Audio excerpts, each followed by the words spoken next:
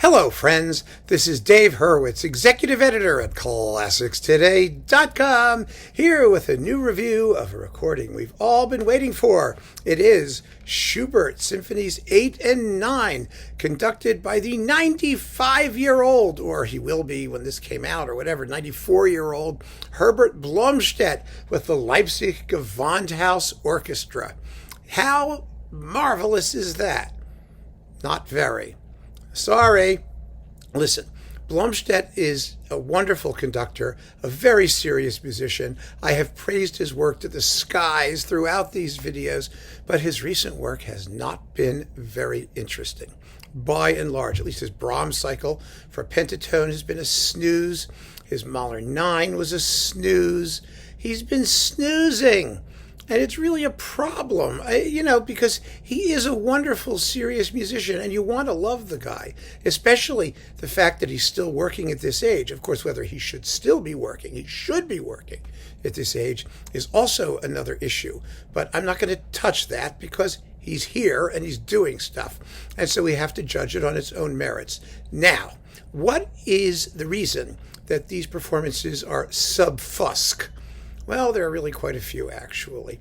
The first reason is this. Blomstedt has done these and recorded these works twice previously. At least. Maybe there's one I don't know about. But first, there was the wonderful Schubert cycle with the Staatskapelle Dresden that you could get on Brilliant Classics or Berlin Classics or something classic.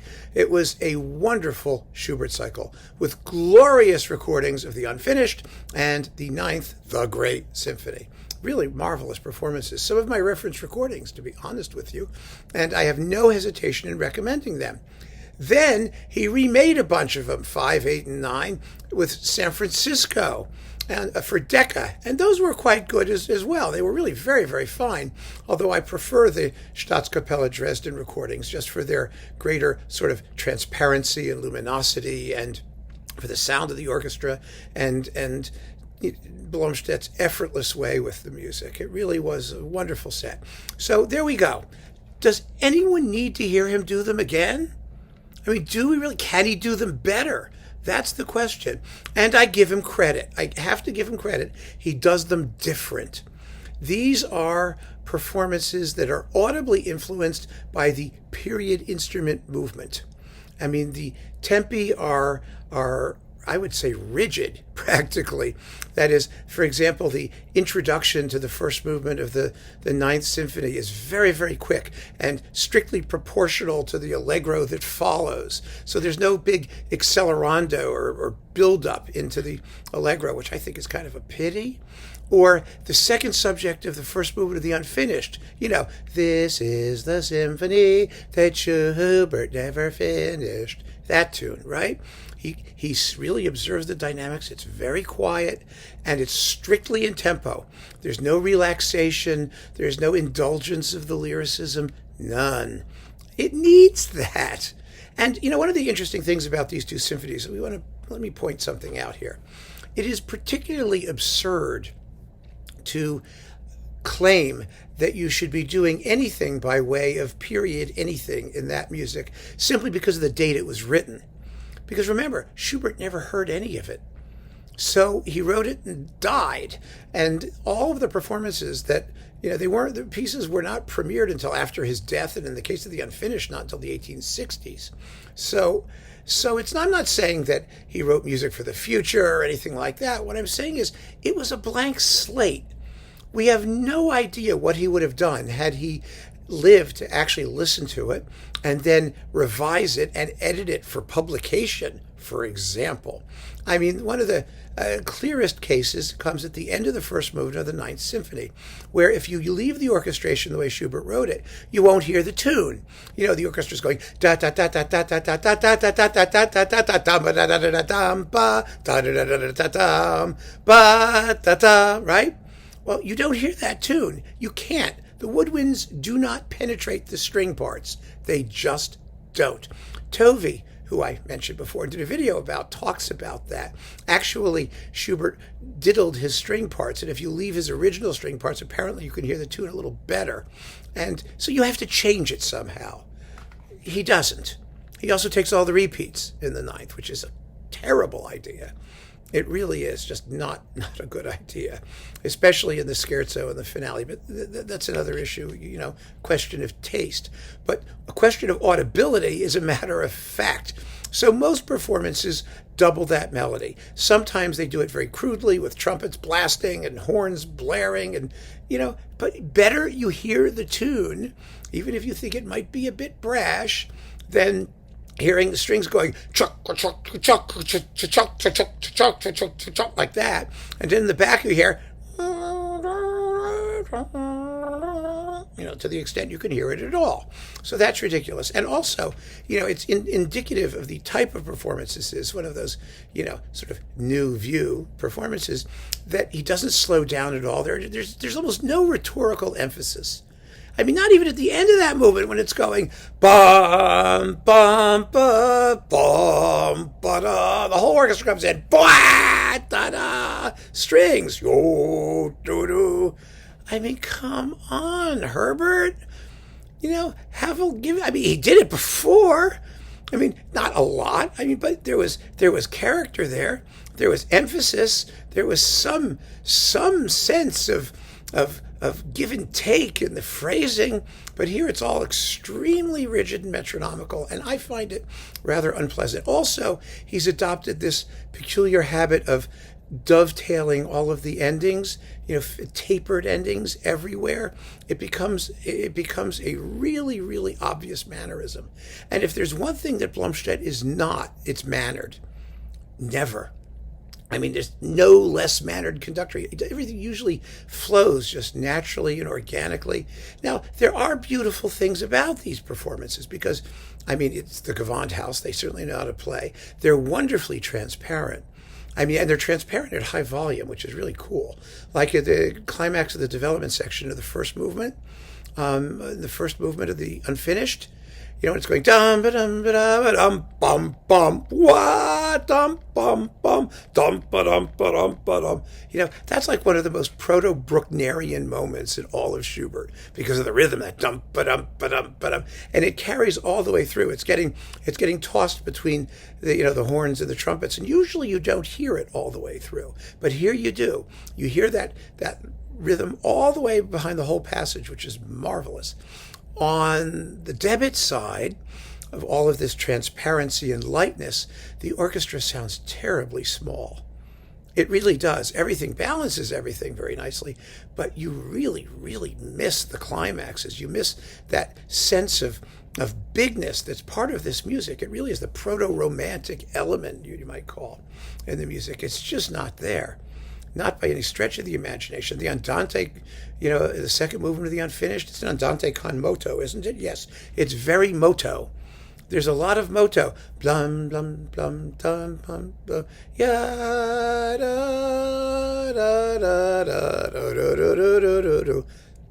I just think it sounds too fast. I'm sorry.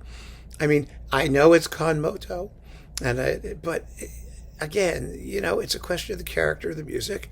And the fact that the performance seems to demand a certain element of gravitas. And it's lovely that a 95-year-old guy can radically revise his conception of the music, which he has. But here's the real kicker. The conception of the music that he has radically revised is just another orthodoxy at this point. It may be something different for him, and it is, but it's not something different. Not now, not today, not given what we know about the way this music might have been performed. And that's really, really the issue. The Gewandhaus these days is very good at doing faux period instrument performances. They've done a lot of them. They did all that Bach with Chailly. Then with Chailly, they did the Beethoven cycle, which was the new Beethoven. And then they did the Brahms, which was the periody instrumenty Brahms. And then, and so forth, right? So this is just another one of those.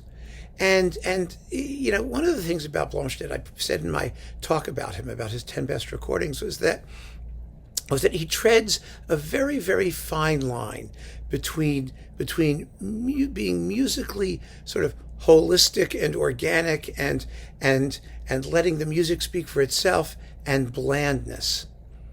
And it took Blomstedt a long time in his career to get to the point where he was able to do what we would all acknowledge is really fabulous, great music making that was at once humble and but not bland. Well, now he's doing sort of a different style. And I suppose if he lived to be 145, which, God willing, he will, he would get to the point where he could work within that style and make it recognizably special. Do something really marvelous with it. But right now he's not there. Right now he is simply adopting a series of conventions that he has not managed to personalize, to make his own. And it sounds it to me. It really, really does. Now, some people may like these performances for their lightness and clarity and, airiness and balance and all of those things. I can't dispute that they have those qualities, and I can't disagree with those who love them for those qualities. But this is Schubert's Eighth and Ninth. There are millions of recordings. There are stunningly great recordings. There's Munch, there's Zell, there's all these, there's Shandor Weg, there's, Gunter Vaughn. I mean, there's really fabulous, fabulous work in this music. And there's Blomstedt himself. He's competing with himself. And I just wish at the age of 95, with all of his wisdom and experience, part of that wisdom and experience would have been, let me record the things that I haven't done before. Let me do the things in which I really have something new to say, not just for me, which is so, typically artistic. They're such narcissists. It's like, oh, it's new for me. Well, what about for the listeners? What about for the rest of the world? What about everyone else who's heard this approach 100,000 times? And here's the final irony, because, this is the classical record industry that's constantly screaming for money and that's in horrible crisis and that nothing sells. There are 3 of these couplings coming in the next few minutes. There's this one, and then 2 are coming on period instruments. There's René Jacob coming on Harmonia Mundi, and there's Jordi Savall, of all things, coming. And those are going to be real period instrument performances. So maybe this is the best of them all, to the extent that it's not a real period instrument performance. It's a fake period instrument performance. But one way or another, it is a so-so recording of Schubert's Unfinished in Ninth. And I hate to say it, but that's just the reality. That's the reality as I see it, as I hear it. And Blomstedt supposedly is doing Berwald symphonies. That would be nice. It would be good to hear him do all of those. I'm looking forward to that. I mean, he's done a couple already, but okay, fine. They're not so common that he couldn't do a wonderful cycle if he decides to, and I hope they are. I wish him well. I wish him well in all of the music he's doing. But my God, don't be a fool about it. Don't do the same thing for the 3rd time and, not as well and not, I don't know. This has all of the makings of an interpretation by an artist who's kind of living in a bubble and who's believing his own PR. And at 95, God knows he's earned the right to do that, but he doesn't have the right to inflict it on us. We have the right to demand the best, whoever's conducting. So keep on listening, friends. Thanks for joining me. Take care.